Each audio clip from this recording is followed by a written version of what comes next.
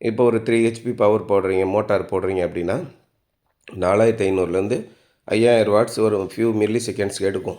அப்படி எடுக்கும்போது பேட்ரி வந்து டிசி லோ அப்படின்னு சொல்லி கட் ஆகிடும். அப்போ இன்வெர்ட்டர் ஒர்க் ஆகாது. அப்போ நீங்கள் ஓட்ட முடியலன்னு சொல்லுவீங்க. ஸோ லோடு அனலைசிஸ் வந்து ரொம்ப ரொம்ப முக்கியம்.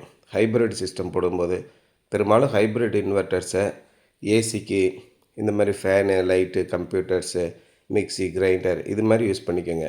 தண்ணி மோட்டார்னால் சின்ன மோட்டார் 1 ஹெச்பி அந்த மாதிரி. இப்போ நான் 3 ஹெச்பி மோட்டார் ரன் பண்ணியே ஆகணும் சார், எனக்கு ஃபேக்ட்ரி இருக்குது அப்படின்னா அதுக்கு தகுந்த மாதிரி இன்வெர்ட்டர் டிசைனை மாற்றுவோம். ஸோ ஒன்றுக்கும் நம்ம ரொம்ப கேர்ஃபுல்லாக டிசைன் பண்ணி பண்ணோம் அப்படின்னா சோலார் ஹைப்ரிட் சிஸ்டம் வந்து ரொம்ப யூஸ்ஃபுல். வீட்டுக்கு யூஸ் ஆகிறத விட கடைக்கு வந்து ரொம்ப ரொம்ப யூஸ்ஃபுல். இப்போ ஏன் நாங்கள் அப்படி சொல்கிறோம் அப்படின்னு கேட்டிங்கன்னா, கடைகளுக்கு இப்போ இருக்கக்கூடிய மின் கட்டணமோ இனிமேல் வரக்கூடிய மின் கட்டணமோ அரசாங்கத்தோட கொள்கைகளும் இதை நீங்கள் ஒப்பிட்டு பார்த்தீங்க அப்படின்னா கண்டிப்பாக வந்து உங்களுக்கு இந்த ஹைப்ரிட் சிஸ்டம் கடைகளுக்கு சீக்கிரமாக நம்ம முதலீடு கிடைக்கிற அளவுக்கு வசதியாக இருக்கும். அதை மட்டும் நீங்கள் கொஞ்சம் முக்கியமாக கன்சிடர் பண்ணி பாருங்கள். பல்வேறு ஊர்களுக்கு சென்று நம்முடைய தொழில்களை பார்த்துட்டு வீட்டுக்கு வரும்போது நிம்மதியாக தூங்கணும், நல்லா ஓய்வு எடுக்கணும் அப்படிங்கிற நேரத்தில் கரண்ட்டு கட் ஆகிடுச்சுன்னா நம்மளால் ஏசி ரன் பண்ண முடியாது. அந்த மாதிரி சூழ்நிலைகளை தவிர்ப்பது தான் வீட்டுக்கு நம்ம ஹைப்ரிட் சோலார் சிஸ்டம் போட்டிருக்கோம்.